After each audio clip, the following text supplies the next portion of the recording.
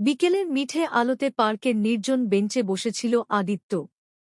সামনের লেকের নরম ঢেউগুলো যেন তার মনের আবেগগুলোকে আরও উস্কে দিচ্ছিল। সে অপেক্ষা করছিল তিতলির জন্য, যার সাথে তার দেখা হয়েছিল 1 বছর আগে এই পার্কেরই অন্য প্রান্তে। সেদিনও এমনই এক বিকেল ছিল, কিন্তু আজকের দিনটা ছিল একটু আলাদা। আজ তাদের ভালোবাসার 1 বছরের পূর্তি। তিতলি এসে দাঁড়ায় আদিত্যের সামনে। তার চোখে মুখে একটা আলাদা উজ্জ্বলতা। তিতলি চুপচাপ আদিত্যর পাশে বসে পড়ে।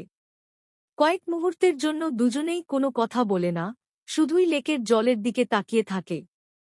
তারপর তিতলি হঠাৎ করেই বলে উঠল, তুমি জানো 1 বছর কিভাবে কেটে গেল বুঝতেই পারিনি। আদিত্য হেসে বলে, সময় তো আমাদের জন্য অপেক্ষা করে না তিতলি। আমরা যদি একে অপরের সঙ্গে থাকি, তবে সময়ও যেন মধুর হয়ে ওঠে। তিতলি চুপচাপ তাকিয়ে থাকে আদিত্যর চোখে। তার মধ্যে এক অদ্ভুত প্রশান্তি ভেসে ওঠে।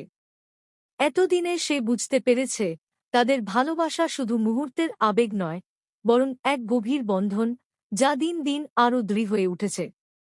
আদিত্য তিতলির হাত ধরে বলে, তুমি জানো, তোমার সাথে কাটানো প্রতিটা মুহূর্ত আমার জীবনের সবচেয়ে মূল্যবান।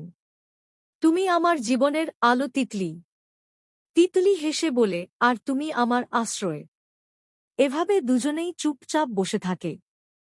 চারপাশে পার্কের গাছপালা, লেকের ঢেউ আর পাখির কিচিরমিচির, সবকিছু মিলিয়ে যেন তাদের ভালোবাসাকে আরও নিবিড় করে তোলে। আদিত্য ও তিতলি দুজনেই জানে, তাদের ভালোবাসা সময়ের পরীক্ষায় উত্তীর্ণ হবে। শেষ বিকেলের সূর্য যখন লালচে আলো ছড়িয়ে দিতে শুরু করল, তখন আদিত্য তিতলিকে বলল, চলো আজকে সেই জায়গায় যাই, যেখানে প্রথম দেখা হয়েছিল আমাদের। তিতলি মাথা নেড়ে সম্মতি জানায়।